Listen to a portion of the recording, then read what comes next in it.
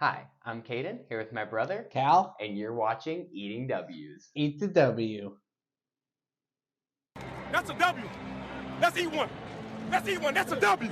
On today's episode of Eating W's, we have our NFL Week 13 recap. Before we jump into those games, just two quick tidbits of news. We mentioned not last week, but the last time we had full episodes, that the Colts cut linebacker Shaquille Leonard, and he this week got picked up by the Philadelphia Eagles, so a good addition there. Good veteran presence there for their linebacker core. And then sadly, Jaguars quarterback Trevor Lawrence went down last night from when we are recording this episode on Tuesday the 5th with a high ankle sprain and will miss an indefinite number of weeks. So it'll be really interesting to see how it goes because if they would have won that game, they were going to be the 1 seed in the AFC.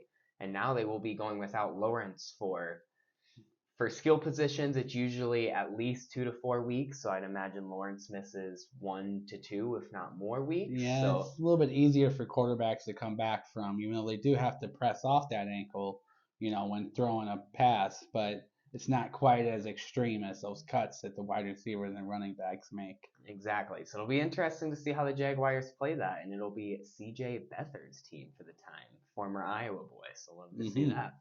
Now we will jump into the games, starting with the Vikings, who didn't play, which is nice because that saved me some gray hairs, probably saved a couple of years on the latter end of my life. So I always enjoy that when I don't have to have a heart attack in a week. So we will jump straight to the Packers, who on Sunday Night Football had the Chiefs come to Lambeau, and the Packers pick up a win at home by a score of 27-19 in a really good game. It was a very good game and a very good game by Jordan Love, who outplayed Patrick Mahomes. Far and Believe it or away. not, he actually was able to outplay him. He had one. He had Patrick Mahomes had an interception compared to Jordan Love's 0 turnovers. Jordan Love is on a tear right now. He's continued to have 10 touchdowns and 0 interceptions over the past 3 games, and he has just been the star of the show, proving a lot of naysayers wrong and proving that he could possibly be the next franchise quarterback for the Green Bay Packers.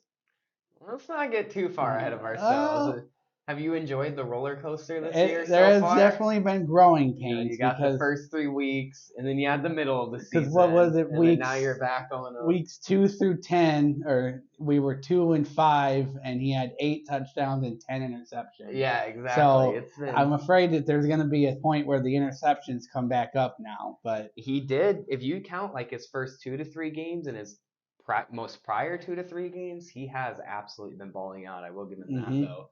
And it was one pass where he just moonballs it up on a prayer on a 4th and 2nd, and it's just like it's like the Chiefs defenders forgot where they were, and it just lightly fell into Romeo Dobbs' hands. It was just so hilarious, He but plays like Favre and Rodgers. he's the love child of Favre and Rodgers. He really The is. love child. It's an entertaining love child. We'll say that because some of the things he does is just amazing. He does the feet off the ground passes. I feel like every time he throws the ball, it's one of those sidearms. So He it's has just the different passing angles, definitely, and all the quarterbacks do have that where they throw off their feet, jumping almost. it's really I kind of gets me speechless sometimes. I'll give it to him. He's been playing really well. I'm not gonna hmm quite call him a franchise quarterback just yet. We'll let him get at least through his first full season as a starter. But I will give it to him. The past 2 weeks he's been playing well. The Chiefs looked rough just in general. I mean, they're only hmm able to put up 19 points on offense. Their defense gives up almost 30. Patrick Mahomes in a crunch time throws a really bad interception. Yep. Looks like it might have kind of been a miscommunication and just a really good play by Davion Nixon of the Packers, but nonetheless, the interception on a game-winning drive. Nixon Can't do that actually stuff. Nixon actually said that he knew what the little audible was on the route that it was called, and he knew it was going to be an up and out route off of something that he saw on film.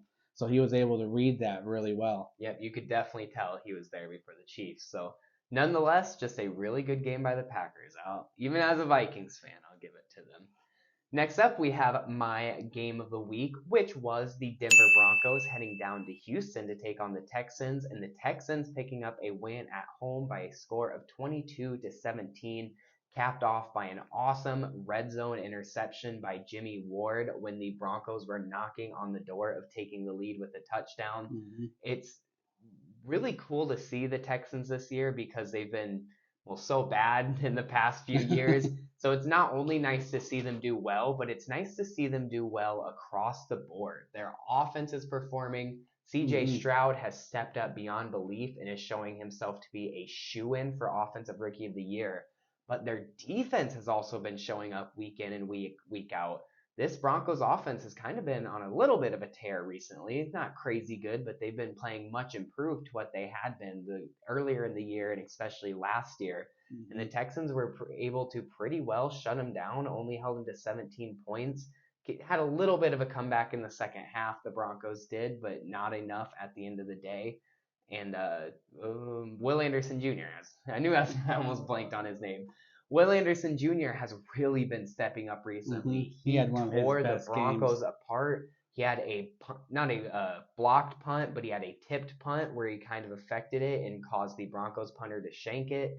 He had 2, if not 3 sacks in the game. Mm-hmm. So just awesome to see young guys, especially, really stepping up there in Houston. Yeah, it was a really big game. He also had a big game for Will Anderson. He has a couple of tackle for losses and a pass breakup. So he's able to do it all over the defensive side of the ball. And I thought it was a really good game by CJ Stroud, again, who continues to perform. And even though he didn't have huge touchdown numbers like he has been, he was still able to carry that offense and get enough points for the Texans to be able to beat the Broncos.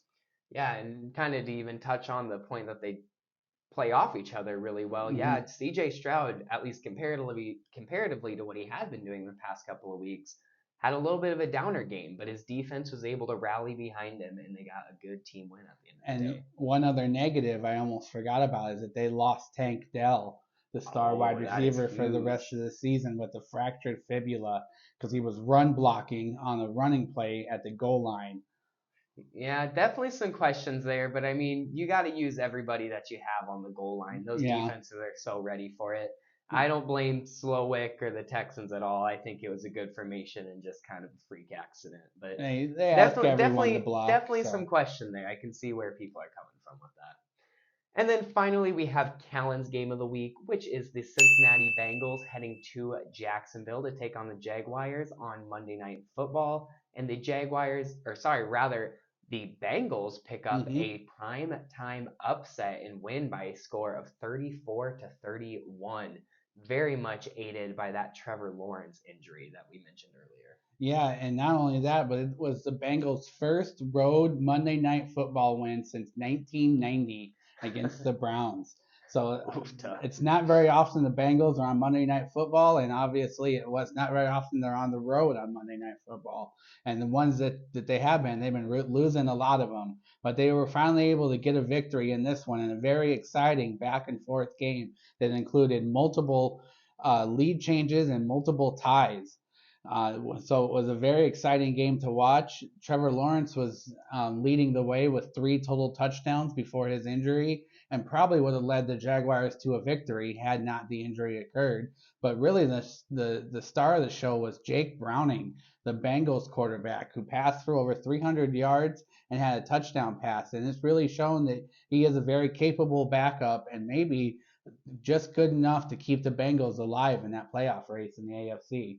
Yeah, my God. If anybody at the beginning of this year on this week 13 matchup had Jake Browning topping CJ Beathard on Monday Night Football, then Mm-hmm. kudos to you. Go hit up the casino That because was on the bingo card. that is just a hilarious turn of events. But nonetheless, Callan mentioned that Trevor Lawrence played very well.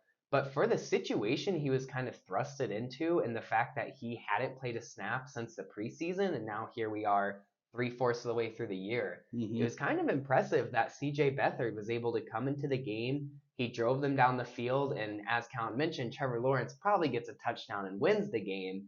But CJ Beathard was able to get him into field goal range, send this thing into overtime. He was driving, and then a holding penalty kind of pushed him back, and then he took a sack on the next play, which absolutely killed their drive and pretty much gave the Bengals the win because then they were punting from their side of the field. The Bengals were able to drive down the field, and all they needed was a field goal, which they got and won, hence winning by 3.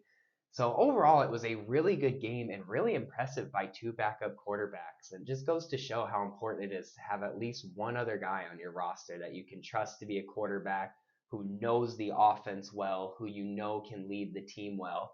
It might not get you those huge plays like your starting quarterback would, but can keep you alive in games when your starting quarterback goes down. Just enough to game manage and keep you alive and keep you surviving until the playoffs. So maybe one of those quarterbacks are able to come back.